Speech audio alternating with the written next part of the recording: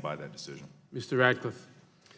Mr. Attorney General, I spent a number of years as a federal prosecutor, and because of that service, I have literally hundreds of friends at the Department of Justice right now and at its component agencies like the FBI, folks that I have tremendous respect for. And so I appreciate your stated desire earlier today to want to highlight their good work.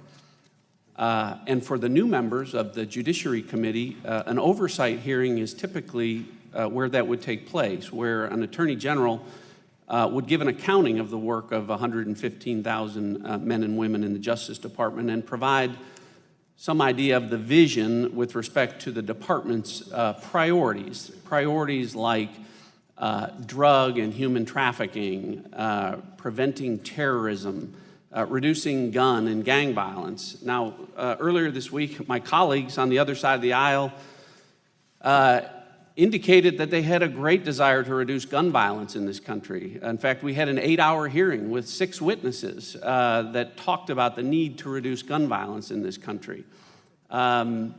We started this hearing at 9:30 this morning. It's now 12:30 in the afternoon, and I haven't seen you field a single question from the other side of the aisle about any of the enforcement priorities of the Department of Justice. Despite the fact that you are the head of an organization that has a greater ability to impact and reduce gun violence than anyone or anything in the country. So I may be the only person today that wants to ask you a question about that, but I'm going to use the remainder of my time for that purpose. When I was at the Department of Justice, we had a very successful initiative called Project Safe Neighborhood. It was a program that took guns out of the hands of criminal offenders.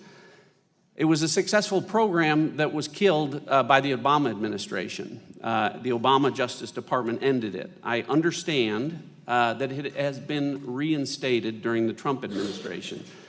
I'd like you to inform us about its progress as well as any other measures or programs or enforcement priorities of the Department of Justice with respect to reducing gun violence in this country. Thank you, Congressman. As you know, we served as United States attorneys together until you went into politics and I went into private practice. I want to talk specifically, and it's a really good question, about Project Safe Neighborhoods. In 2017, the Attorney General Sessions announced the expansion of Project Safe Neighborhoods, which encourages U.S. attorneys' offices to work specifically with their unique communities they serve to develop a customized crime reduction strategy. One study showed that when you and I were doing PSN, it reduced crime overall by 4.1%, and with case studies showing reductions up to 42% of violent crime. We had the Project Safe Neighborhoods National Conference, as I mentioned in my opening statement, and I can tell you that especially in our largest cities, our 29 major cities, we are seeing a reduction of violent crime because of U.S. attorneys specifically working with their sheriffs and police chiefs and their federal and state and local partners in reducing gun violence. Some other things that we've done is the Attorney General was one of the 4 cabinet positions that were part of the School Safety Commission that came out with a report in the last several months that gave a practical outline as to how states especially could work to reduce gun violence, including the idea of the ERPOs.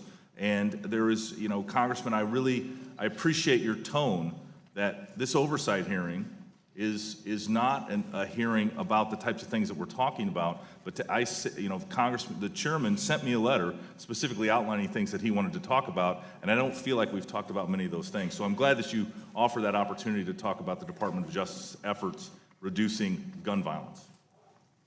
Sorry about that. Not a problem. Thank you, Attorney General. I'd like to yield the remainder of my time to Congressman George.